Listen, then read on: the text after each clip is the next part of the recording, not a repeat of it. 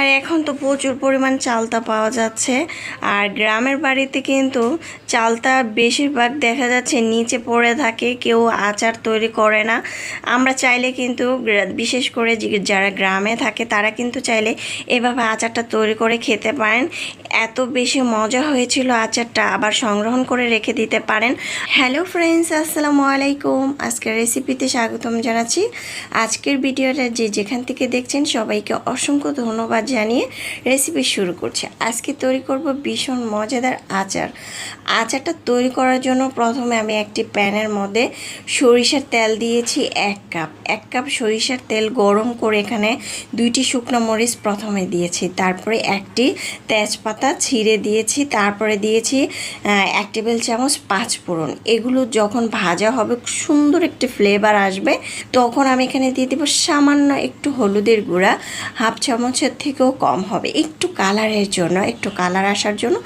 তারপর আমি আগে থেকে চালতাগুলো ভিনেগার অথবা সিরকা দিয়ে ভিজিয়ে রেখেছিলাম।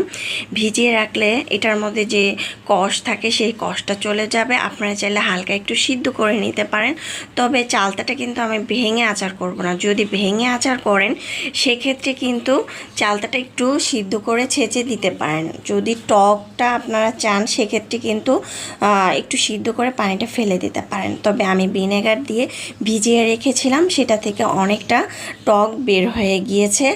এখন আমি চালতাটাকে খুব ভালো করে নেড়ে চেড়ে একটু রান্না করে নেব। দেখতে পাচ্ছেন অনেকটা পানি উঠেছে, এটার মধ্যে কিন্তু কোনো পরিমাণ পানি দেওয়া লাগবে না। আর আমি কিন্তু এটাকে ভালোভাবে ছিলে পরিষ্কার করে নিয়েছি, ভিতরে যে আঁশ সে আঁশগুলো কিন্তু ফেলে দিয়েছি।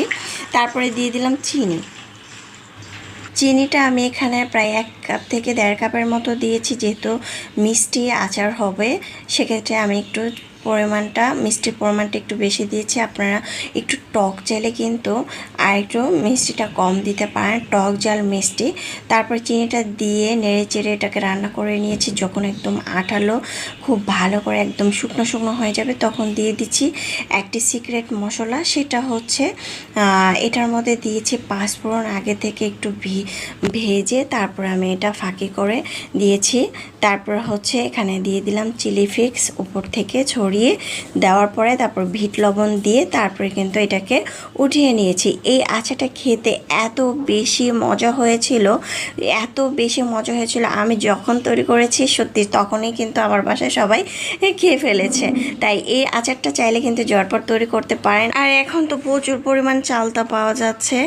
আর গ্রামের বাড়িতে কিন্তু চালতা বেশিরভাগ দেখা যাচ্ছে নিচে পড়ে থাকে, কেউ আচার তৈরি করে না।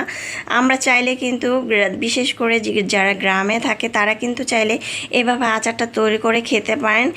এত বেশি মজা হয়েছিল আচারটা, আবার সংগ্রহণ করে রেখে দিতে পারেন। আমি তো এটার মধ্যে সিরকা দিয়েছি অথবা ভিনেগার, এটা দিলে কিন্তু আচারটা নষ্ট হবে না, 1 বছর সংগ্রহণ করে রেখে দিতে পারেন। রেসিপি ভালো লাগলে চ্যানেল সাবস্ক্রাইব করে লাইক দিয়ে পাশে থাকবেন। এতক্ষণ আমার সঙ্গে থাকার জন্য